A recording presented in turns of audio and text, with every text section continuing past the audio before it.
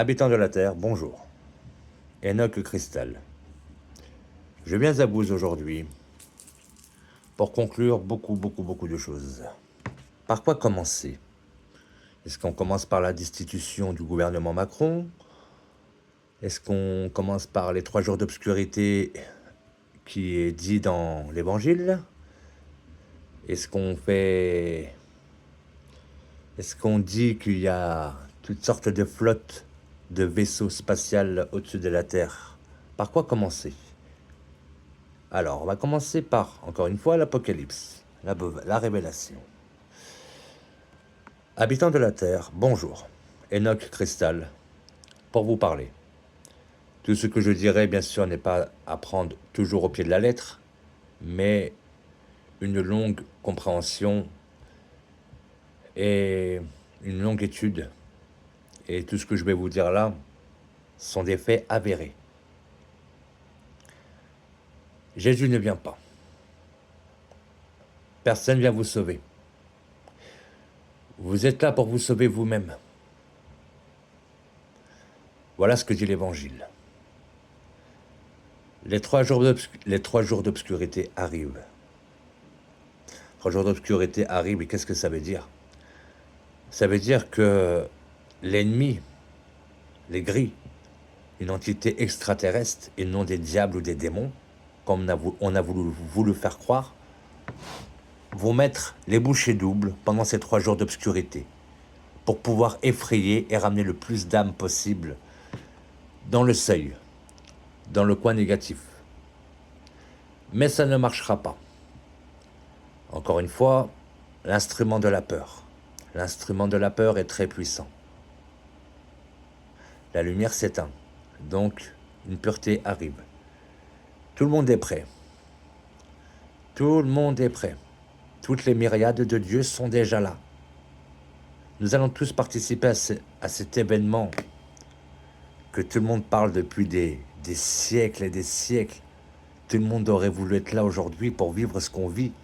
Nous, dernière génération. Oui, dernière génération d'âmes. Et non dernière génération d'êtres humains. Être humain, être lumineux, être de lumière. Ceux qui sont en haut sont nos frères. Oui, c'est sûr qu'ils n'ont pas le même aspect que nous. Ils sont plus évolutifs. Mais ils nous regardent avec beaucoup d'amour et ils nous connaissent. Ils nous connaissent très bien. Plus que vous le croyez. Mais vous avez oublié, c'est normal.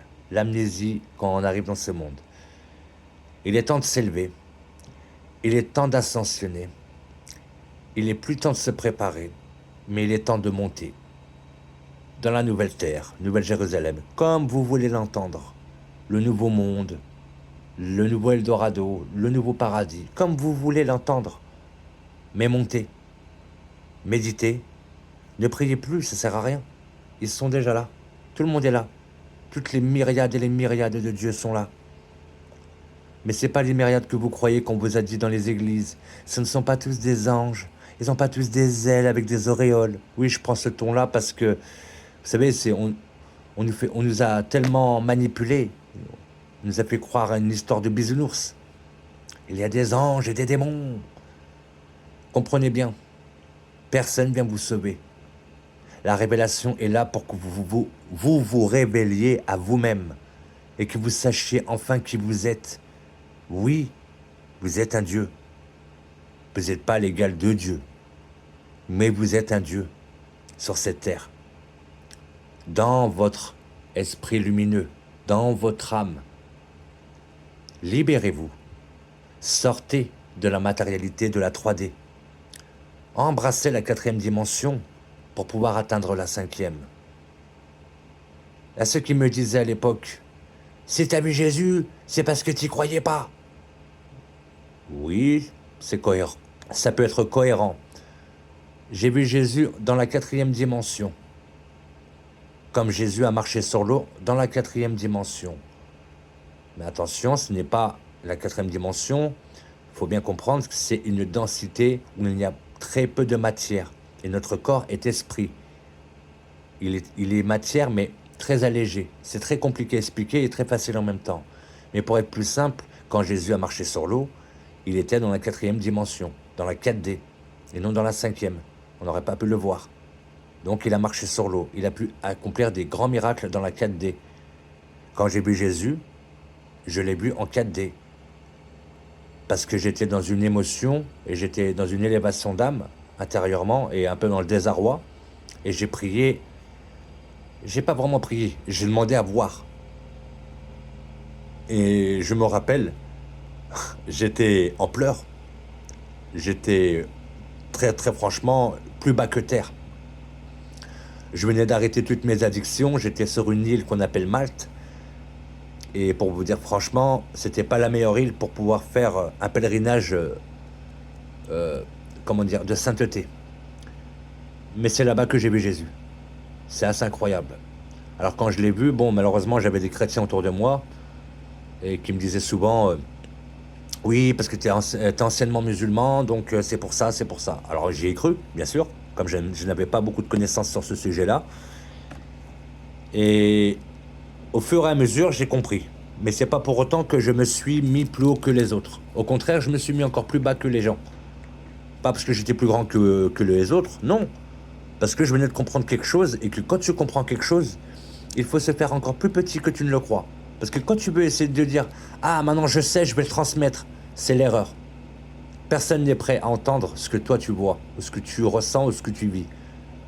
Il faut que la personne le ressente aussi.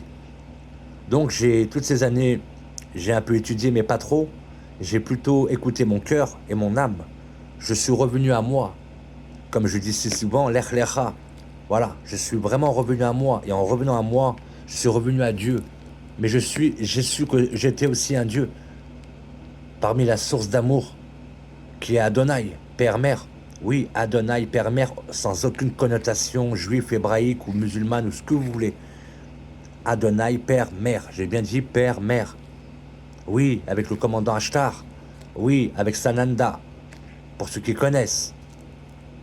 Et j'en passe. Kamala. Maître Kutimi. J'en passe. Tous ces êtres-là sont au-dessus. Ils nous parlent en ce moment. En ce moment, nous devons monter. Ascensionner. Voilà, messieurs, dames. Pour l'instant, je n'ai pas grand-chose à dire. Mais les événements actuels de l'actualité, excusez-moi, révèlent exactement ce qui se passe. Macron va partir.